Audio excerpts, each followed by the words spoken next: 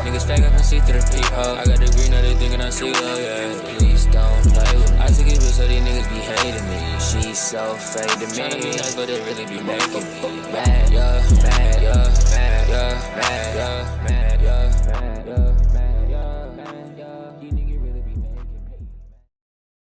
As some of you guys know, in almost every 2K that had Park in it, it literally had meta builds. As you know, a meta build is basically the best builds that you can find, or the most used builds in the game that everybody caters to, and it's a normal somewhat lineup that you can run as well.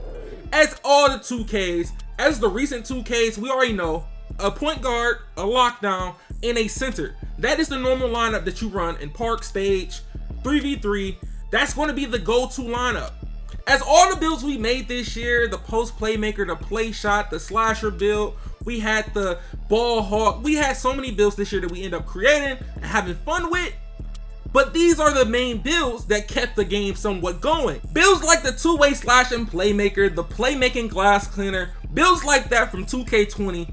As we already know, them builds are not really apparent on this game. You rarely see them builds consistently running apart. As of last year, y'all remember, two-way slashing playmakers were a go-to playmaking glass cleaners. Then you had the perimeter locks. But how the game is now, we will see this pie chart right here as a guard, as running ball. You're going to be consistently on this green-yellow pie chart, the playmaking shot creator. As all you guys know, you might have a playmaking shot creator. I think everybody who's watching this video has a playmaking shot creator, play with a playmaking shot creator. You would never hop on a court and never play against not one playmaking shot creator. You might play against two. That's how common it is on this game. You have an 80% chance to coming into a play. Actually, you got like a 90% chance playing a playmaking shot creator out of all the games you play. But most of the time when people build a playmaking shot creator build, they mostly upgrade dunks by itself or layups by itself. But for you guys who end up being both on your playmaking shot creator, you are very smart. Why wouldn't you want to have the option to be able to dunk as well?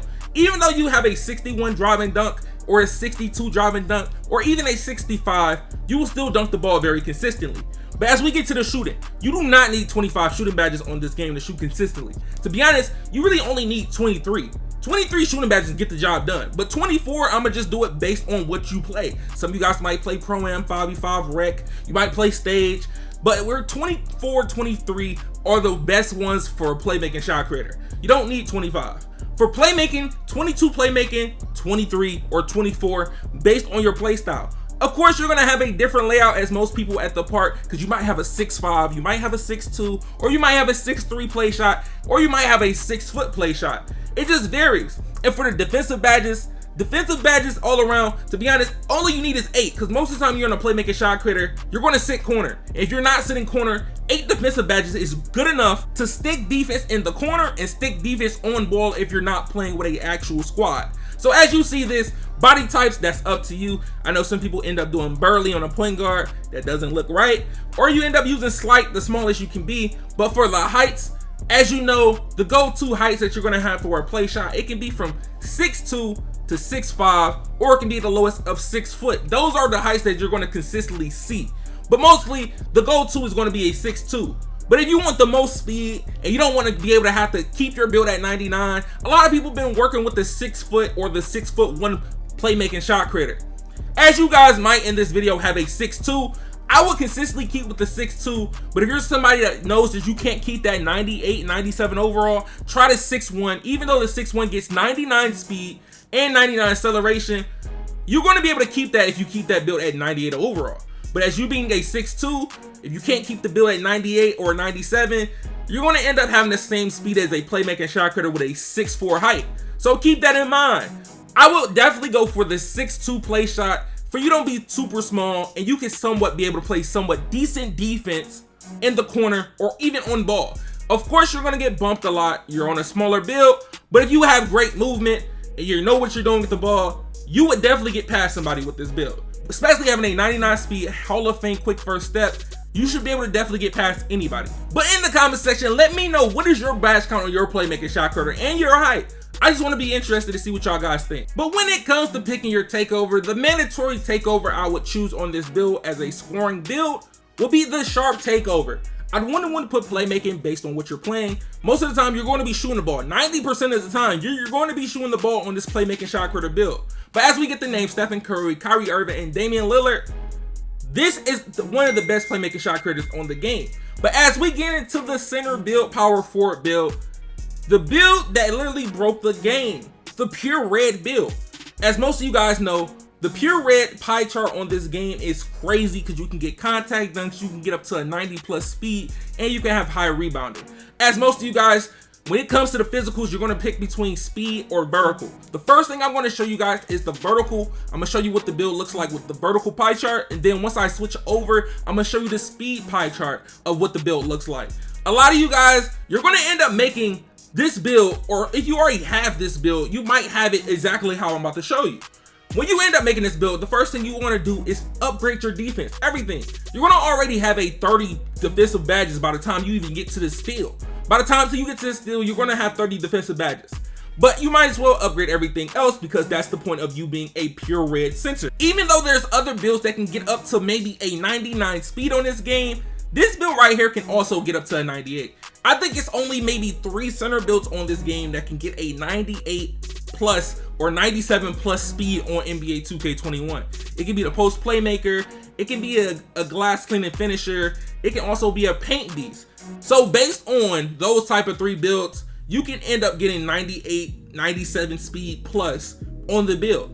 So look, as you have the 30 defensive badges when it comes to playmaking, you're going to aim for them 6 playmaking badges. The reason why, because you want quick first step on goal, plus you want unpluckable. Those are the 2 main badges that you're going to want to use, especially if you're somebody that wants to end up taking it coast to coast one time or a few times here and there, or if you're going to end up using this build on a 1v1 court, stuff like that, or if you're somebody that ends up getting the ball super high on a slip and then you don't want to get ripped or blitz crazy. You still can get the ball turned over, but you won't lose it as much as you not having unpluckable.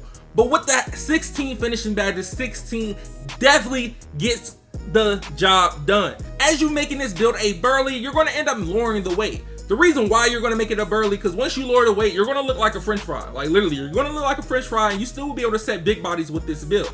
So as you having the badge count 16, 1, 6, and 30 badge, when you change this height to 6'8", the best height on the game to use, as you know, if you're playing wagers or anything like that, you cannot use a 6'7".